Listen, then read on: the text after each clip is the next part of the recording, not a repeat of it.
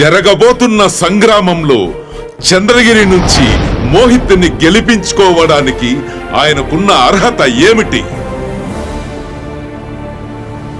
పుట్టింది రాజకీయ కుటుంబం, పెరిగింది పేద ప్రజల మధ్యలో. అతని క్వాలిఫికేషన్ ఎంఎస్ లండన్. వయస్సుకు తగ్గ ఆనందాలు సంతోషాలు వదిలి ప్రజాసేవే లక్ష్యంగా ముందుకొచ్చిన మహోన్నత వ్యక్తి.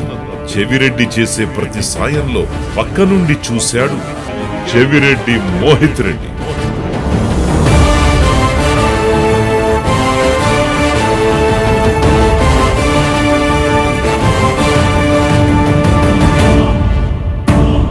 నాయకత్వం అంటే రాచరికం కాదు, నాయకుడు అంటే ప్రజాసేవకుడు అని ఎరిగినవాడు.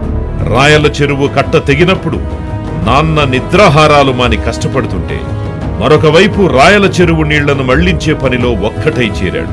కరోనా సమయంలో చేసిన ప్రతి సాయంలో తాను ఒక వారధై నిలబడ్డాడు. వరదల్లో తోడున్నాడు, అందరికీ నీడయ్యాడు. యువత కోసం జాబ్ మేళాలు పెట్టించాడు. అతిపెద్ద క్రికెట్ టోర్నమెంట్ నడిపించాడు. తుడా చైర్మన్ గా బాధ్యతలు చేపట్టిన తరువాత తుడా నిధులతో ఎన్నో ఏళ్లుగా తీరని సమస్యలను తీర్చాడు. ఇదంతా అతని రాజకీయ అనుభవం అయితే, అపకారికి సైతం ఉపకారం చేయడం అతని నైజం. కష్టాల్లో ఉన్నవాడు ఎదురుపడితే అది తక్షణమే తీర్చాలి అనే గుణం, స్థాయి చూడకుండా పెద్దలందరి ఎదుట ఒదిగి ఉండే అతని ఔన్నత్యం, ప్రత్యర్థులు ఎదురుదాడి చేస్తున్న ఉడుకు రక్తాన్ని అణచే మౌనమే అతని ఆయుధం. ఇప్పటి వరకు ఒక్క మచ్చ లేకుండా బతకడం అతని గొప్పతనం. రాజశేఖర రెడ్డి పక్కన నిలబడ్డాడు. జగనన్న పాలనను చూశాడు. చెవిరెడ్డి చేతిలో చెక్కబడిన గొప్ప శిల్పమతడు.